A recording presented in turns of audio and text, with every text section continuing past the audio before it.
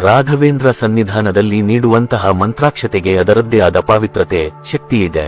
ರಾಯರ ಶಕ್ತಿಯೇ ಮಂತ್ರಾಕ್ಷತೆಯಲ್ಲಿ ಅಡಕವಾಗಿದೆ. ಮಂತ್ರಾಕ್ಷತೆಯನ್ನು ತೆಗೆದುಕೊಳ್ಳುವಾಗ ನಾವು ತಪ್ಪುಗಳನ್ನು ಮಾಡಬಾರದು.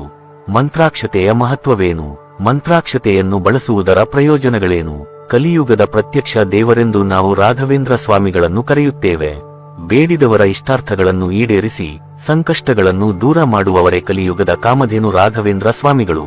ರಾಘವೇಂದ್ರ ಸ್ವಾಮಿಗಳ ಮಹಿಮೆ ಹೇಗಿದೆ ಎಂದರೆ, ಇಂದಿಗೂ ಜನರು ದೇವರೆಂದರೆ ತಿರುಪತಿ ತಿಮ್ಮಪ್ಪ, ಗುರುಗಳೆಂದರೆ ಶ್ರೀ ಮಂಚಾಲೆ ರಾಘಪ್ಪ ಎನ್ನುವ ನಾಣ್ಣುಡಿಯಿದೆ. ಎಲ್ಲರನ್ನೂ ಪವಾಡ ಪುರುಷರು ಎಂದು ಕರೆಯಲು ಸಾಧ್ಯವಿಲ್ಲ. ಯಾರು ದೈವಿ ರೂಪದಲ್ಲಿ ಬಂದು ಜನರ ಸಂಕಷ್ಟಗಳನ್ನು ಪರಿಹರಿಸಿ ಬ್ರಹ್ಮಾಂಡದ ಕಲ್ಯಾಣವನ್ನು ಅಪೇಕ್ಷಿಸುತ್ತಾರೋ ಅವರನ್ನು ನಾವು ಪವಾಡ ಪುರುಷರು, ಮಹಾಮಹಿಮರು ಎಂದು ಕರೆಯುತ್ತೇವೆ. ರಾಘವೇಂದ್ರ ಸ್ವಾಮಿಗಳು ಅಕ್ಷರಶಃ ದೈವಾಂಶ ಸಂಭೂತರು. ರಾಘವೇಂದ್ರ ಸ್ವಾಮಿಗಳು ನೆಲೆನಿಂತ ಮಂತ್ರಾಲಯದಲ್ಲಿ ಹಾಗೂ ಇತರೆ ರಾಯರ ಮಠಗಳಲ್ಲಿ ನೀಡುವ ಮಂತ್ರಾಕ್ಷತೆಗೆ ಎಷ್ಟೊಂದು ಶಕ್ತಿಯಿದೆ ನೋಡಿ. ಮಂತ್ರಾಕ್ಷತೆಗೆ ಅಪಮಾನ ಮಾಡದಿರಿ. ಮಂತ್ರಾಲಯಕ್ಕೆ ಭೇಟಿ ನೀಡಿದಾಗೆಲ್ಲ ನಮಗೆ ಮಂತ್ರಾಕ್ಷತೆಯನ್ನು ನೀಡುತ್ತಾರೆ. ಅದನ್ನು ತಲೆಯ ಮೇಲೆ ಹಾಕಿಕೊಂಡ ತಕ್ಷಣ ಕೆಳಗೆ ಬೀಳುತ್ತದೆ. ಇದರರ್ಥ ನೀವು ಅದನ್ನು ತಪ್ಪಾಗಿ ತಲೆಯ ಮೇಲೆ ಹಾಕಿಕೊಂಡಿದ್ದೀರಿ ಎಂಬುದಾಗಿದೆ. ರಾಯರ ಮಂತ್ರಾಕ್ಷತೆಯನ್ನು ತಲೆಯ ಮೇಲೆ ಹಾಕಿಕೊಳ್ಳಲು ಅದರದ್ದೇ ಆದ ನಿಯಮವಿದೆ. ಮಂತ್ರಾಕ್ಷತೆಯನ್ನು ತಪ್ಪಾದ ರೀತಿಯಲ್ಲಿ ಬಳಸಿದರೆ ಅದರಿಂದ ನಿಮಗೆ ಅಪಾಯವಾಗಬಹುದು. ಯಾಕೆಂದರೆ ನೀವು ಮಂತ್ರಾಕ್ಷತೆಗೆ ಅಪಮಾನ ಮಾಡುತ್ತಿದ್ದೀರಿ ಎಂದರೆ ಅದು ನೇರವಾಗಿ ರಾಯರಿಗೆ ಮಾಡಿದ ಅಪಮಾನವಾಗಿರುತ್ತದೆ. ಉತ್ತಮ ಆರೋಗ್ಯಕ್ಕಾಗಿ ಮಂತ್ರಾಕ್ಷತೆಯಿಂದ ಹೀಗೆ ಮಾಡಿ. ಯಾವುದೇ ರೀತಿಯಾದ ಆರೋಗ್ಯ ಸಮಸ್ಯೆಯನ್ನು ನೀವು ಹೊಂದಿದ್ದರೆ ಅದನ್ನು ದೂರ ಮಾಡುವ ಶಕ್ತಿ ರಾಯರ ಮಂತ್ರಾಕ್ಷತೆಗಿದೆ. ರಾಯರ ಮಠದಲ್ಲಿ ನೀಡಿರುವ ಮಂತ್ರಾಕ್ಷತೆಯನ್ನು ಇಂದು ಬಿಳಿ ಬಣ್ಣದ ಬಟ್ಟೆಯಲ್ಲಿ ಇಟ್ಟು ಅದನ್ನು ನಿಮ್ಮ ದೇಹದ ಬಲಭಾಗದ ದೇಹದಲ್ಲಿ ಅಂದರೆ ಬಲಭಾಗದ ಜೇಬು ಅಥವಾ ಪಾಕೆಟ್ನಲ್ಲಿ ಇಟ್ಟುಕೊಳ್ಳಬೇಕು. ನಂತರ ಶ್ರೀಗಂಧವನ್ನು ಮತ್ತು ತುಳಸಿ ದಳಗಳನ್ನು ನೀರಿಗೆ ಹಾಕಿ ಆ ನೀರನ್ನು ನಿಮ್ಮ ತಲೆಯ ಮೇಲೆ ಪ್ರೋಕ್ಷಣೆಯನ್ನು ಮಾಡಿಕೊಳ್ಳಬೇಕು. ಈ ರೀತಿ ದಿನನಿತ್ಯ ಮಾಡುವುದರಿಂದ ನಿಮ್ಮ ಆರೋಗ್ಯ ಉತ್ತಮವಾಗಿರುತ್ತದೆ. ಎಷ್ಟು ಮಂತ್ರಾಕ್ಷತೆಯನ್ನು ತಲೆಯ ಮೇಲಿಟ್ಟುಕೊಳ್ಳಬೇಕು?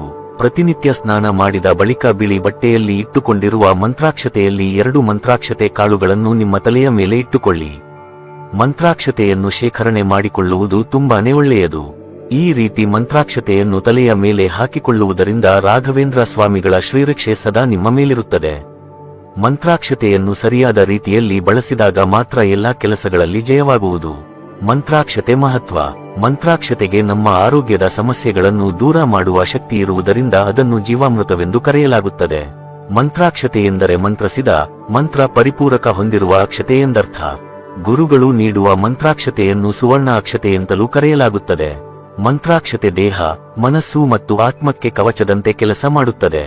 ಮಂತ್ರಾಕ್ಷತೆ ಗುರು ಶಿಷ್ಯರ ಬಾಂಧವ್ಯವನ್ನು ಪ್ರತಿನಿಧಿಸುತ್ತದೆ. ಮಠಗಳಿಗೆ ಬಂದಿರುವ ಭಕ್ತರು ಅಂದರೆ ಶಿಷ್ಯರು ಮಂತ್ರಾಕ್ಷತೆ ಇಲ್ಲದೆ ಮಠದಿಂದ ಹೊರಗೆ ಹೋಗಲು ಬಯಸುವುದಿಲ್ಲ. ಮಂತ್ರಾಕ್ಷತೆಗೆ ಸಂಬಂಧಿಸಿದ ಕಥೆ. ಹಿಂದೆ ಅನೇಕ ಶಿಷ್ಯರು ರಾಯರ ಬಳಿ ಜ್ಞಾನವನ್ನು ಪಡೆದುಕೊಳ್ಳಲು ಬರುತ್ತಿದ್ದರು.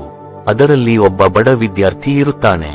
ಆತನ ಶಿಕ್ಷಣ ಮುಗಿದ ನಂತರ ಆತನ ಬಳಿ ರಾಯರಿಗೆ ನೀಡಲು ಏನೂ ಇರುವುದಿಲ್ಲ. ನೇರವಾಗಿ ರಾಯರ ಬಳಿಗೆ ಹೋಗಿ, ಗುರುಗಳೇ, ನಿಮಗೆ ಏನನ್ನು ನೀಡಲು ನನ್ನ ಬಳಿ ಇಲ್ಲ, ನಾನೊಬ್ಬ ಬಡವ ಎಂದು ಹೇಳುತ್ತಾನೆ. ಆಗ ರಾಯರು, ನೀನು ಅದರ ಬಗ್ಗೆ ಚಿಂತಿಸಬೇಡ, ನನಗೆ ಅದರ ಅಗತ್ಯವಿಲ್ಲವೆಂದು ತನ್ನ ಬಳಿ ಇದ್ದ ಅಕ್ಕಿಯ ಕಾಳುಗಳನ್ನು ತೆಗೆದುಕೊಂಡು ಮಂತ್ರವನ್ನು ಪಠಿಸುತ್ತಾ ಅದಕ್ಕೆ ಶಕ್ತಿಯನ್ನು ತುಂಬುತ್ತಾರೆ. ನಂತರ ಆ ಮಂತ್ರಾಕ್ಷತೆಯನ್ನು ಬಡ ವಿದ್ಯಾರ್ಥಿಗೆ ನೀಡುತ್ತಾರೆ. ಆತ ಅದನ್ನು ತೆಗೆದುಕೊಂಡು ತನ್ನ ಊರಿನ ದಾರಿಯನ್ನು ಹಿಡಿಯುತ್ತಾನೆ. ಅವನು ಊರು ತಲುಪುವುದಕ್ಕೂ ಮುನ್ನವೇ ಕತ್ತಲಾಗುತ್ತದೆ. ಆಗ ಅವನು ಅಲ್ಲೇ ಮಾರ್ಗ ಮಧ್ಯದಲ್ಲಿದ್ದ ಒಂದು ಪುಟ್ಟ ಮನೆಯಲ್ಲಿ ಆಶ್ರಯವನ್ನು ಪಡೆದುಕೊಳ್ಳುತ್ತಾನೆ. ಆ ಮನೆಯ ಮಾಲೀಕನ ಹೆಂಡತಿ ತುಂಬು ಗರ್ಭಿಣಿಯಾಗಿದ್ದಳು. ಆಕೆಯ ಗರ್ಭದಲ್ಲಿದ್ದ ಮಗುವನ್ನು ತಿನ್ನುವುದಕ್ಕಾಗಿ ಪಿಶಾಚಿಯೊಂದು ಅಲ್ಲಿಗೆ ಬರುತ್ತದೆ. ಆಗ ರಾಯರ ಶಿಷ್ಯ ಗುರುಗಳು ನೀಡಿದ್ದ ಮಂತ್ರಾಕ್ಷತೆಯನ್ನು ಪಿಶಾಚಿಯತ್ತ ತೋರಿಸುತ್ತಾರೆ. ಆಗ ಆ ಪಿಶಾಚಿ ಅಲ್ಲಿಂದ ಓಡಿ ಹೋಗುತ್ತದೆ.